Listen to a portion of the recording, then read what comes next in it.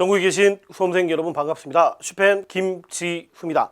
네, 드디어 20번째 강의, 오늘부터는 법과 정치가 시작이 되겠습니다. 자, 저희 교재 256페이지를 봐주시고요.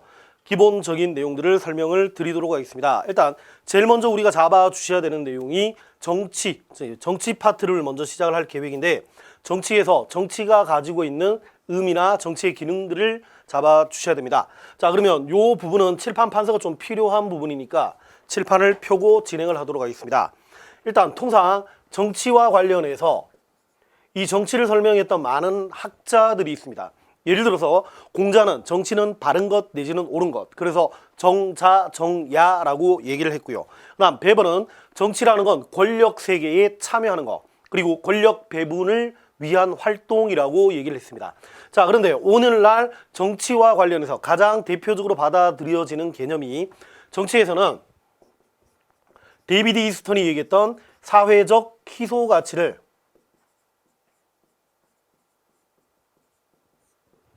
권위적으로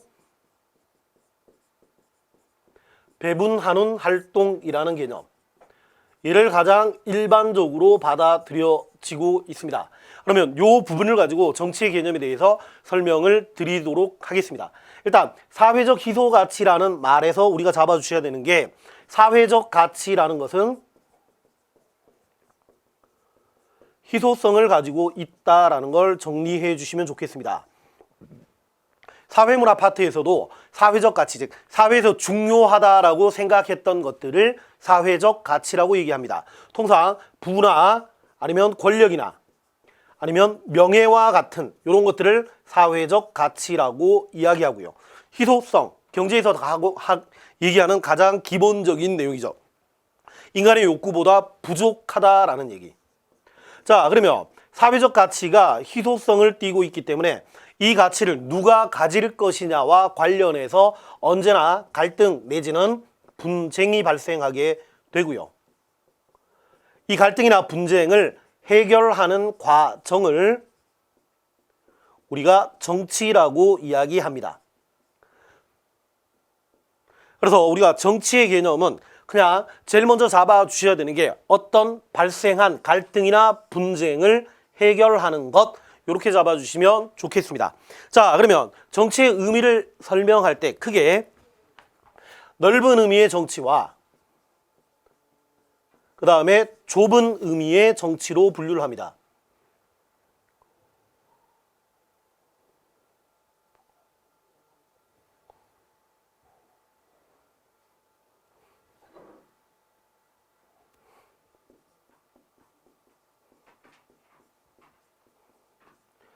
우리가 넓은 의미와 좁은 의미의 기본적인 차이는 뭐냐면, 어떤 갈등이 발생하고 있는 대상이 어디냐를 가지고 구별을 한 것이었습니다.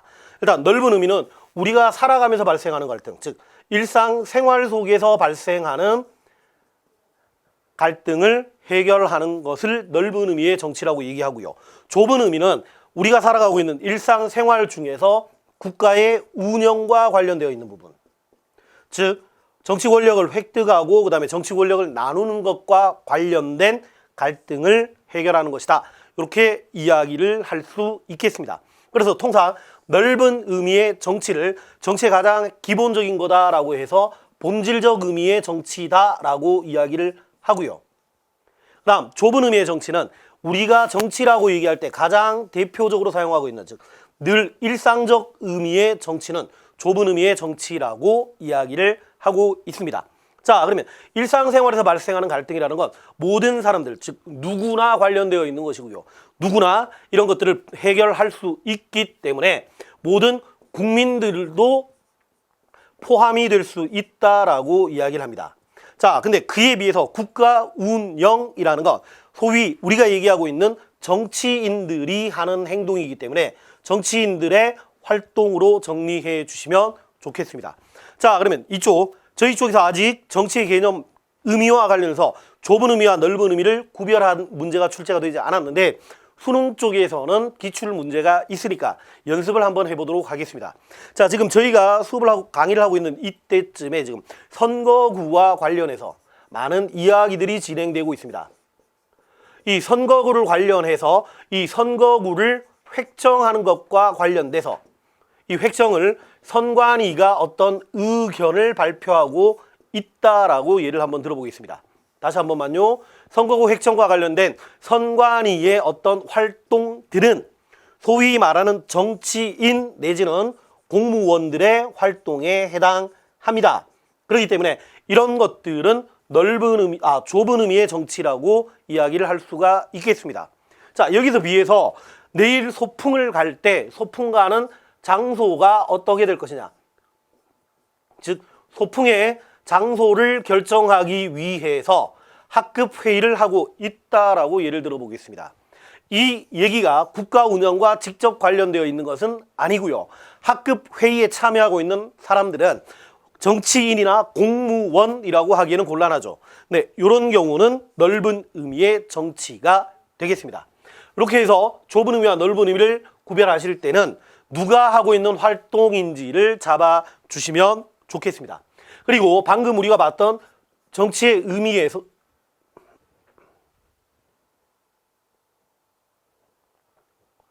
정치의 의미에서 좁은 의미의 정치와 그 다음에 넓은 의미의 정치는 정치의 본질과 관련해서도 연결이 가능합니다.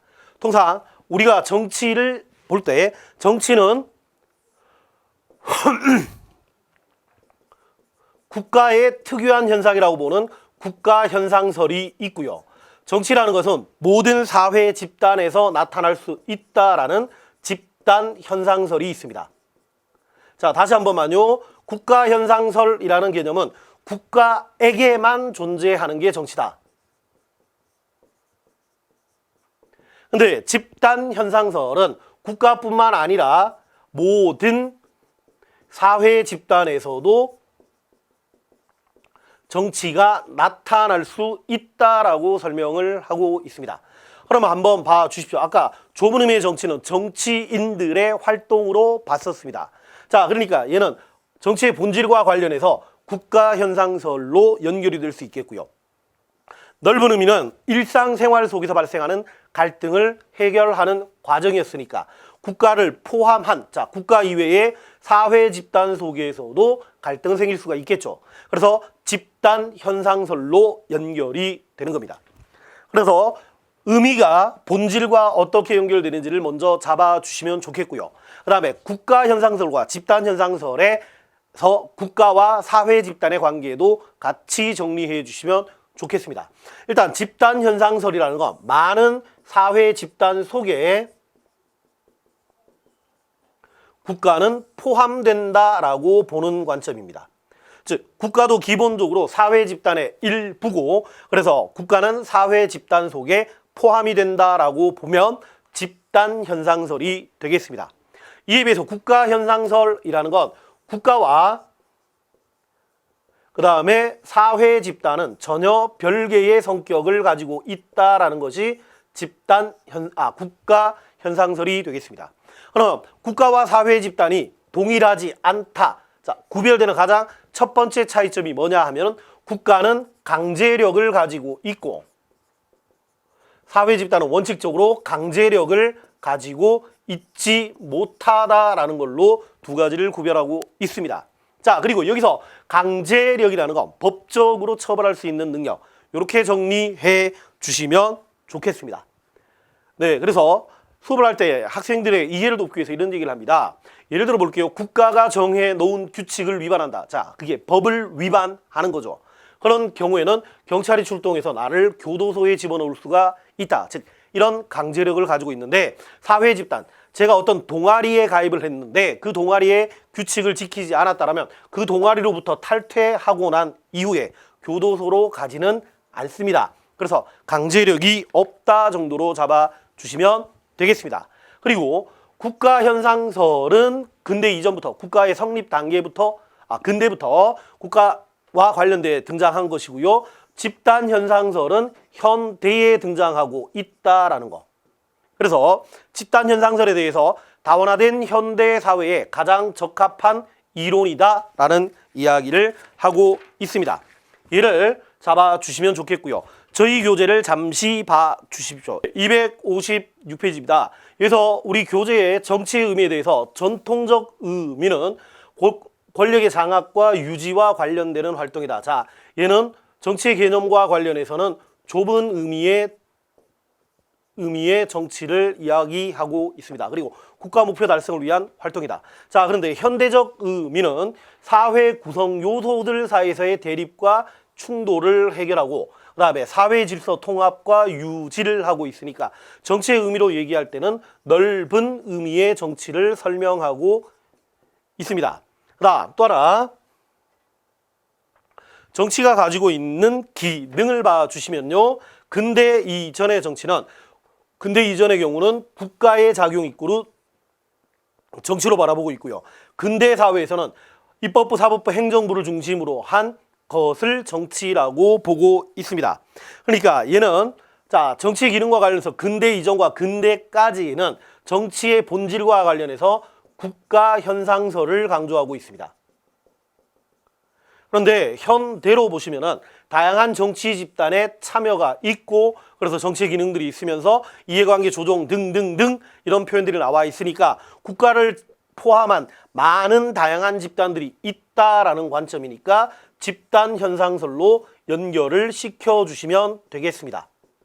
그래서 국가 현상설, 자, 좁은 의미의 개념이, 좁은 의미의 정치가 국가 현상설로 연결된다라는 것과 넓은 의미의 정치가 집단 현상설로 연결된다라는 것까지를 이쪽에서 정리해 주시면 되겠습니다. 자, 그러면 다시 칠판으로 잠시 돌아가서요. 아까 데이비드 이스턴이 사회적 기소 가치를 둘러싼 권위적 배분 활동이라고 이야기를 했는데, 일단 여기서 권위라는 표현은 강제력을 가지고 있다라는 뜻으로 정리하시면 됩니다.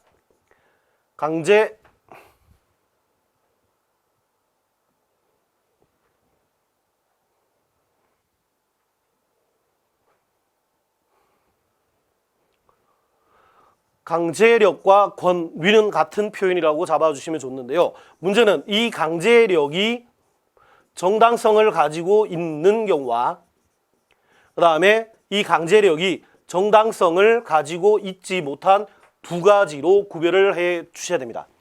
우리가 통상 데이비드 이스턴이 얘기했던 권위라는 표현은 정당성을 가지고 있는 강제력이라고 얘기를 하고요.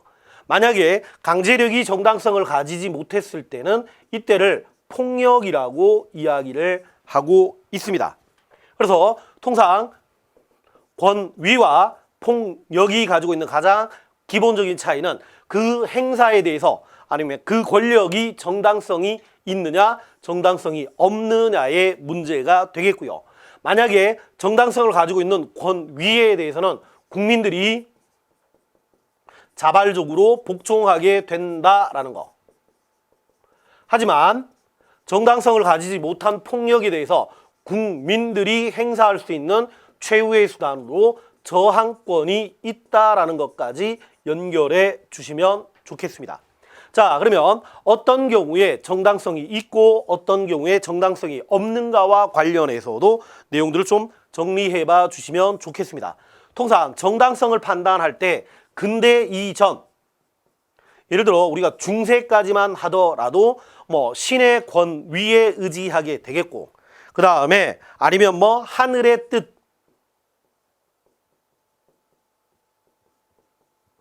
이런 데서 정당성을 찾고 있었습니다.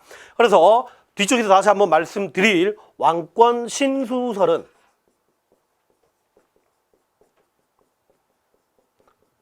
왕의 권한, 즉 국가 권력의 정당성을 신으로부터 찾았던 이론이 되겠습니다. 그에 비해서 우리 근대 이후 계몽사상의 영향을 받고 근대 이후에는 국민주권이 형성되기 시작하기 때문에 국민주권의 시대에서는 정당성의 근거가 국민에게서부터 온다라고 잡아주시면 되겠습니다. 자, 그러면 이 내용을 조금만 더 구체적으로 정리를 한번 해보겠습니다. 만약에 국가 권력이 정당성을 가지기 위해서는 성립과 그 다음에 행사와 그 다음에 목적, 크게 세 가지 정도로 분류를 할 수 있겠는데요. 정당성과 가진 권력은 국민으로부터 합법적인 선거를 바탕으로 정치 권력, 국가 권력이 만들어져야 합니다. 그리고 국가 권력에 내지는 정당성 가진 권력이 되기 위해선 권력의 행사에 대해서 국민이 통제를 할 수가 있어야 정당성이 인정된다는 거고요. 그 다음에 권력의 행사의 목적은 국민들의 행복, 즉 복지와 관련해서 정치 권력이 행사되어야 한다. 이렇게 잡아주시면 좋겠습니다. 자, 그래서 여기서 연결해서 하나만 더 추가하자라고 한다면 성립 당시에는 정당성을 가졌으나 행사에 대해서 국민이 통제를 못하거나 목적이 국민을 위한 것이 아니라면 이것은 정당성이 사라진다라고 하겠습니다. 즉 성립과 행사와 목적 세 가지 조건을 모두 갖추고 있을 때 이 정치 권력은 정당성이 인정되는구나 라고 잡아주셔야 되고요. 셋 중에 하나를 흠결하게 된다면 부당한 국가 권력, 즉 폭력이 된다라는 거. 그 폭력에 대해서는 국민들이 저항권을 행사한다. 이 내용까지 잡아주시면 좋겠습니다. 통상 정당성이 있냐 없냐 이게 폭력이냐 아니면 권위냐라는 것은 수능 쪽에서는 비교하는 문제가 있었습니다. 근데 저희 공무원 쪽에서는 일단 출제가 되지 않았기 때문에 비중은 조금 약하게 두시고 정리를 하셔도 될 것 같습니다. 그리고 여기서 마무리로 저항권에 대해서도 함께 정리를 해보면 좋겠습니다. 자, 아직 저항권 파트 지금 이쪽에서 정리하고 있는 모든 내용은 원칙적으로 출제되지 않았지만 향후 출제될 가능성이 있다 정도만 확인해 주시면 좋겠습니다. 저항권 일단 개념을 말씀을 드리자면 부당한 국가 권력에 대해서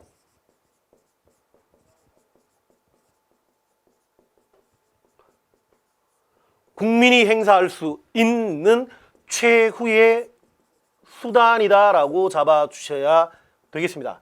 그래서 원칙적으로 저항권 이외에 다른 방법으로 이런 부당한 권력을 해결할 수 있는 방법이 있다면 저항권은 행사할 수 없다라는 즉 보충성의 원칙이 적용되고 있습니다. 그 다음 부당한 국가 권력은 주관적인 권력이 아니라 국가 권력의 부당함에 대해서 주관적이 아니라 객관적으로 명백해야 한다. 이런 내용까지 잡아주셔야 되고요. 그 다음 저항권은 가급적 평화적인 방법을 사용해야 합니다.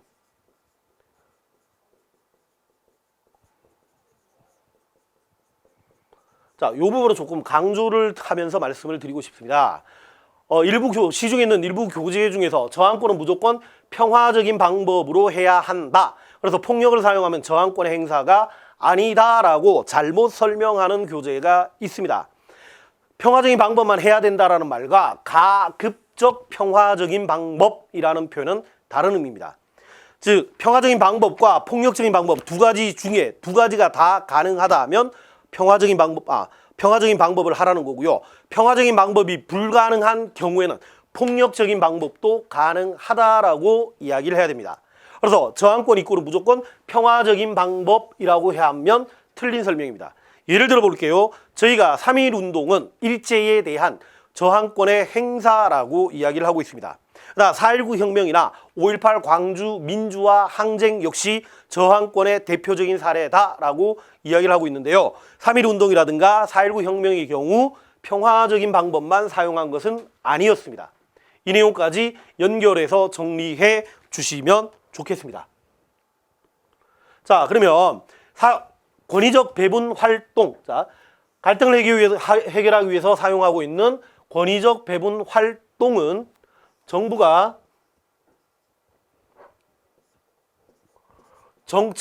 정책을 통해서 어떤 갈등을 해결하고 있는데 정책의 형성 과정과 관련해선 저희 강의 6강에서 구체적으로 다루도록 하겠습니다.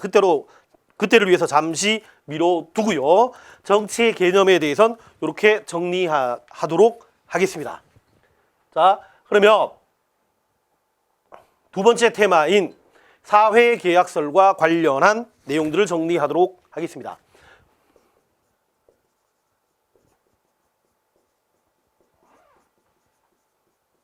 일단 사회계약설 수능 쪽에서 과거에 많이 출제가 됐던 내용이고요. 최근 2013년 교과 개정 이후 비중은 좀 줄어들고 있습니다. 자, 그런데 저희 공무원 쪽에서는 매년 기출 문제가 쌓여 있는 파트고요. 그래서 사회계약서에서는 원칙적으로 별표를 3개 해 주시기 바랍니다. 그리고 우리 교재에는 사회계약서 파트가 빠져 있는데 기본 강의를 먼저 진행을 하고 그 다음에 별도로 추가 프린트를 제공해 드리도록 하겠습니다. 일단 사회계약서는 뭐와 관련되는 이론이냐면 국가의 기원과 관련된 이론입니다. 자, 국가의 성립과 관련해서 정복설, 가족설, 신의설, 계급투쟁설 등등등 다양한 이론이 있었는데 국가는 구성원들의 계약으로 이루어졌다라는 학설이 사회계약설이 되겠습니다. 사회계약설과 관련해서는 우리가 홉스, 로크, 루소의 견해를 정확하게 잡을 수 있는가? 이게 저희 문제의 출발의 포인트가 출발의 포인트? 네, 표현이 조금 이상하네요. 네, 홉스의 견해와 로크의 견해와 루소의 견해를 정확하게 비교하는 것이 문제의 핵심이 되겠습니다. 일단 사회계약서를 설명할 때는 일단 이렇게 설명을 하는 게 좀 더 효과적이었던 것 같은데요. 통상 사회계약서에서 국가가 만들어지기 이전 상태를 자연상태라고 이야기합니다. 그리고 국가에서 살고 있는 사람들을 국민이라고 얘기를 하고요. 자연상태라는 건 아직 국가가 형성되기 전이니까 이때 살고 있던 애들을 인민이라고 이야기를 할 수 있겠습니다. 자, 그러면 자연상태에 살고 있던 인민들이 어떠한 필요에 의해서, 즉 인민들이 어떠한 필요 때문에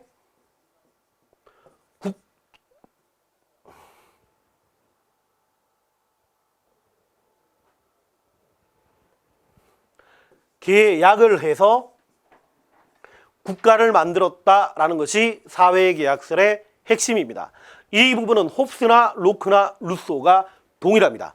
자, 그러면 이 내용에서 우리가 잡아주셔야 되는 홉스나 로크나 루소의 공통점은 국가는 인민들의 계약으로 만들었기 때문에 인민 내지는 나중에 국민들이 국가보다 우선하게 된다라는 거. 그리고 국가는 어떤 필요 때문에 만들었으니까 국가를 만든 목적을 위반해서는 안 되겠다. 그래서 이걸 제한국가 사상이라고 이야기를 합니다. 되시겠습니까? 그 다음 또 하나, 자연상태에서 인민들이 가지고 있던 권리를 자연권이라고 하는데 비록 홉스나 로크나 루소가 주장했던 자연권의 내용은 다르지만 이들 세 사람 모두 자연권이 존재한다라는 점에서는 공통점이 되겠습니다. 그리고 자연상태를 지배하던 법을 자연법이라고 이야기를 하고요. 국가가 만든 법을 실정법이라고 이야기합니다. 그래서 자연법을 바탕으로 인민들이 국가를 만들었기 때문에 언제나 자연법이 실정법보다 우위에 있다라는 것이 세 사람의 공통적인 견해가 되겠습니다. 통상 일반적으로 홉스나 로크나 루소의 견해의 차이점을 많이 물어보고 있지만 얘들의 공통점까지도 같이 정리해 주시면 좋겠습니다. 자, 그러면 홉스의 경우는 자연 상태와 그 다음에 이 자연권이 무엇이냐에 따라서 왜 어떤 필요가 생겼고 왜 계약했느냐가 나오고, 루소나 로크도 역시 자연권이나 자연 상태에 대해서 설명하는 내용들이 일부 차이가 있습니다. 그 부분을 좀 더 구체적으로 살펴보도록 하겠습니다. 일단 홉스부터 가겠습니다. 홉스가 살던 시대는 청교도 혁명을 배경으로 하고 있습니다. 얘는 태어나면서부터, 얘라 그러면 안 되죠.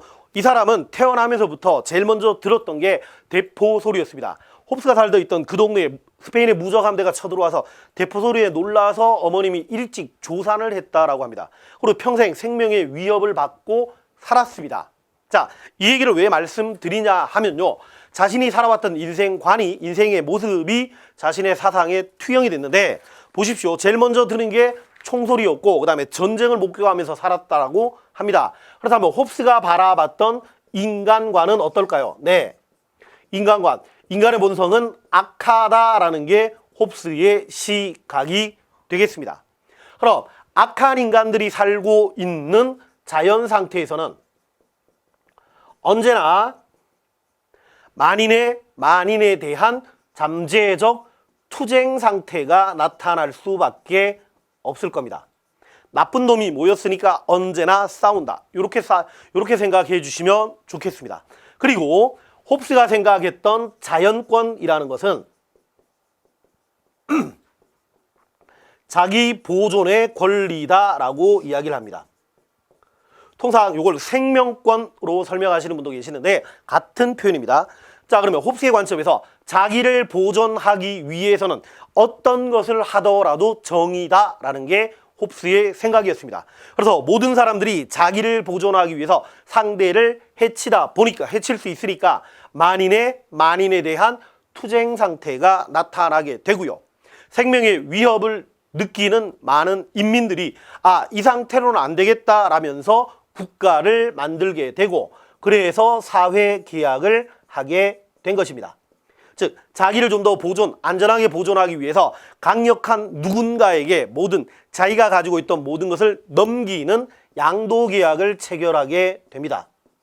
그리고 나의 생명, 즉 자기 보존을 해준다라는 전제 하에서 내가 전부 넘겼던 강력한 그 사람에게 복종하겠다라는 계약도 체결이 되게 되는 겁니다. 그래서 홉스의 사회계약을 양도계약 내지는 복종계약이라고 이야기를 합니다. 그리고 홉스는 그 당시 봤을 때 가장 강력했던 사람이 왕이었으니까 군주주권을 주장하게 됩니다. 홉스의 주권론은 군주주권. 이렇게 정리하시는 게 홉스의 기본적인 사상이 되겠습니다. 그래서 정치 형태 강력한 군주제를 주장하게 되고요. 그의 가장 대표적인 저서가 리바이어던이라는 책이 있습니다. 그 정도를 여기서 정리해 주시면 좋겠습니다. 그 다음 홉스의 뒤를 이어 사회계약서를 주장했던 로크는 명예혁명기에 살던 사람이었습니다. 영국의 혁명은 청교도 혁명, 명예혁명, 프랑스 대혁명 이런 식으로 전개가 되는데 홉스는 청교도 혁명이었다면 로크는 명예혁명기였고, 이 당시는 왕하고 의회가 싸웠는데 로크는 의회파에 속해 있던 사람입니다. 자, 그리고 로크는 인간의 본성은 선도 아니고 악도 아니다라는 백지설을 주장합니다. 그래서 흰 종이기 때문에 선해질 수도 있고 악해질 수도 있다. 그래서 백지설을 다른 말로 성무선악설이라고도 합니다. 즉 본성에는 선도 악도 없다라는 것이 성무선악설이 되겠습니다. 그리고 백지설, 자연 상태에서 살고 있던 인민들은 평화 상태다라고 생각을 했습니다. 근데 이 평화는 불완전한 평화다라는 게 로크의 생각이었는데요. 평소에는 멀쩡하게 잘 살다가 어떤 분쟁이 생기면 이 분쟁들을 각자 해결하다 보니까, 즉 공적으로 분쟁을 해결해 줄 수 있는 기관이 없다 보니까 갈등이 생기게 되고, 그 갈등 때문에 평화는 깨질 수밖에 없겠다. 그래서 자연 상태가 불완전한 평화 상태라는 것이 로크의 생각이었습니다. 그리고 그가 생각했던 자연 상태에서 가지고 있었던 권리는 생명, 그리고 자유, 재산 세 가지로 이야기를 하고요. 어떤 교재에 기출 문제에서 재산과 관련해서 이걸 소유권이라고 표현하기도 하고 있다라는 거 같이 잡아주시면 좋겠습니다. 즉 평화가 불완전하지만 생명, 자유, 재산의 권리들을 가지고 있었고, 이 권리를 좀 더 잘 지키기 위해서 자연권 그 자체는 인민들이 소유를 하지만 갈등을 해결할 수 있는, 즉 분쟁 해결과 관련된 권한을 국가에게 양도하게 됩니다. 그래서 로크가 생각했던 사회계약은 위임계약이면서 내지는 신탁계약이라고 설명을 하고 있습니다. 그리고 모든 것을 다 넘겨주는 게 아니라 일부만을 양도하기 때문에 일부 양도설이라고 설명을 하기도 하고요. 내가 필요해서 잠깐 맡긴 거에 불과하기 때문에 결국 국가 이주는 홉스와 달리 국민이 주인이다라는 국민 주권론을 주장하게 됩니다. 그 다음 또 하나, 내 필요로 잠시 집행권을 국가에게 맡겼는데 국가에게 맡기기 이전보다 훨씬 못한 상태가 나타난다라면 이 위임이나 신탁계약에 대해서는 취소가 가능하다, 이렇게 설명하고 있습니다.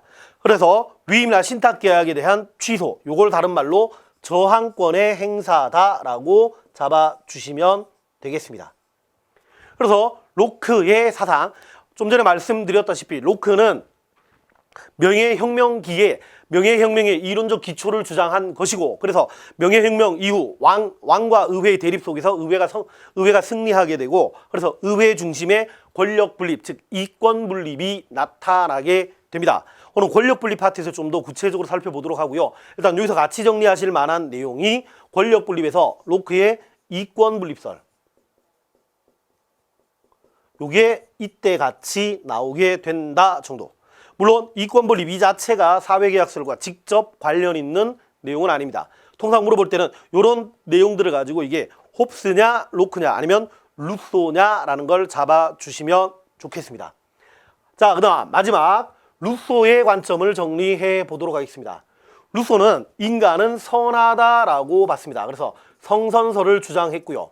선한 인간들이 모여서 살고 있기 때문에 자연 상태는 완전한 평화 상태라고 생각을 했습니다. 근데 원래는 자연 상태에서 완전한 평화를 누리고 있었는데 문명화, 즉 루소의 관점에선 사유재산이 발생하면서 불평등이 생기기 시작했고 자연 상태의 완전한 평화가 깨지기 시작했다라는 게 루소의 생각입니다. 그래서 자연 상태에 있던 자연권인 자유나 평등이 문명화 내지는 사유재산의 발달로 깨어지기 시작하니까 이 자유나 평등을 회복하기 위해서 국가라는 것을 만들었습니다. 자, 근데 루소의 관점에서 국가의 형성 과정은 로크나 홉스와는 약간 차이가 있습니다. 즉 홉스는 왕에게 전부 다 넘기게 되고요. 로크는 국가를 만들어서 필요한 것만 일부 넘기는데 루소의 경우는 일반 의지를 형성하게 되고요. 이 일반 의지에 지배를 받는다라는 것이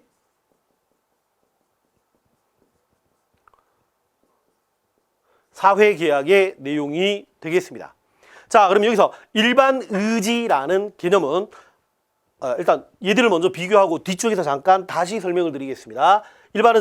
그래서 루소는 안 되겠네요. 얘를 설명 안 하면 내용 정리가 안 될 것 같으니까 얘를 잠깐만 지우고 다시 설명을 드리겠습니다. 이쪽을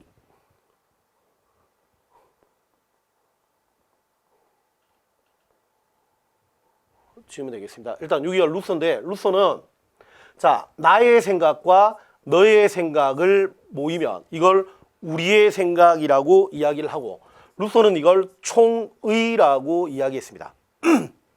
다시 한 번만요. 내 생각과 너의 생각이 모이면 우리의 생각인 총의가 있고요.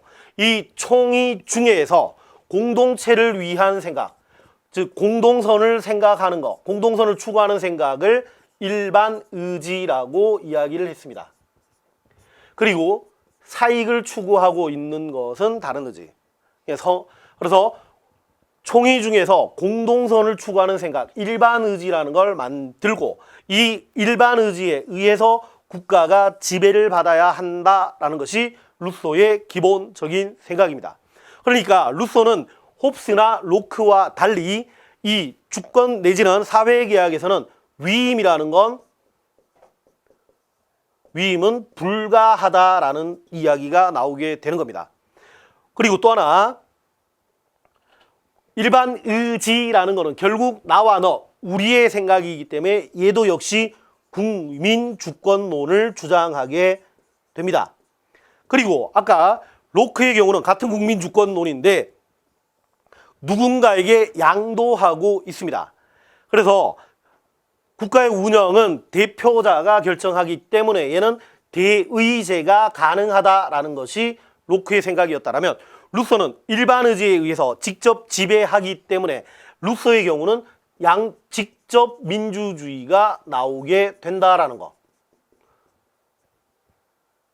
민주주의다라고 이렇게 잡아주시면 좋겠습니다. 이런 식으로 재심으로 봤을 때 홉스냐 아니면 로크냐 아니면 루소냐라는 걸 비교하실 때 이쪽에서 문제가 해결될 수 있다고 생각합니다. 자, 그러면 저희 교재 잠깐만 확인을 해보겠습니다.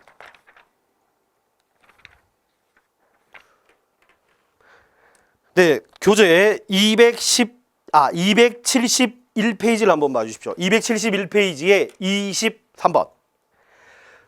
23번. 거기 보시면 자연 상태에서 인간은 자연권 가지고 있고 죽음의 공포로부터 자유롭지 못하다. 그래서 계약으로 국가를 만들고 개인의 자유신장보다는 등등의 목적을 두고 있다. 권력자에게 복종해야 한다. 이 문장이 나와 있는데 자, 첫 줄 누구도 죽음의 공포로부터 자유롭지 못하다. 그 다음에 권력자에게 복종해야 한다라는 요 부분에서 홉스의 관점이라는 걸 잡아주셔야 됩니다. 자, 그 밑에 24번의 가도 역시 마찬가지입니다. 자, 자연 상태에서는 항상 죽음의 공포에서 산다.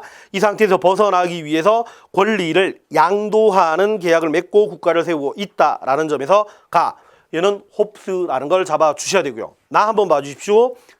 네, 271페이지에 24번입니다. 인간은 본래 자유롭게 태어났으나 사회에서 자유를 받지 못한다. 그래서 개인들은 계약을 통해서 일반 의지를 형성하게 되고 국가를 수립한다. 즉 일반 의지라는 표현이 나왔으니까 루소로 잡아주셔야 되겠습니다. 자, 한 페이지만 더 넘겨봐 주시겠습니까? 25번 문제를 한번 봐주십시오. 갑과 을의 사상 갑니다. 자, 갑은 자연 상태에서는 평등한 상태였다. 하지만 사적 소유로 인해서 불평등이 생겼다. 그래서 자유와 평등을 보장하기 위해서 국가를 만든다. 그리고 국가는 국민들의 직접적인 의사. 좀 전에 말씀드린 루소의 논리를 그대로 따라가고 있습니다. 그래서 갑은 지금 루소가 되겠습니다. 그다음 을. 자, 국가 형성은 인민의 모든 권리가 국가에 양도되지 않는다. 처벌권과 재판권은 양도된다. 자, 처벌권과 재판권의 양도만을 얘기하고 있으니까 일부 양도설이죠. 즉 분쟁을 해결할 수 있는 기준만 양도하는 거고요. 이러한 양도들은 개인의 동의에 바탕을 두고 있고 그 다음에 주권은 인민에게 있다. 자, 국민주권론을 주장하고 있다라는 점에서 얘는 로크가 되겠습니다. 자, 1단원에서 오늘 수업했던 내용 중에 가장 큰 핵심은 사회계약서를 정확하게 비교할 수 있는가, 이 부분에 포커스를 맞춰 주시면 좋겠습니다. 다시 한번 말씀드리지만 그동안은 사회계약서를 홉스, 로크, 루소의 차이점을 많이 물어봤었는데 이제 홉스, 로크, 루소의 공통점, 요 앞에 말씀드렸던 그 내용까지 같이 정리해 주시면 감사하겠습니다. 자, 그러면 오늘 강의는 여기서 모두 마치도록 하겠습니다.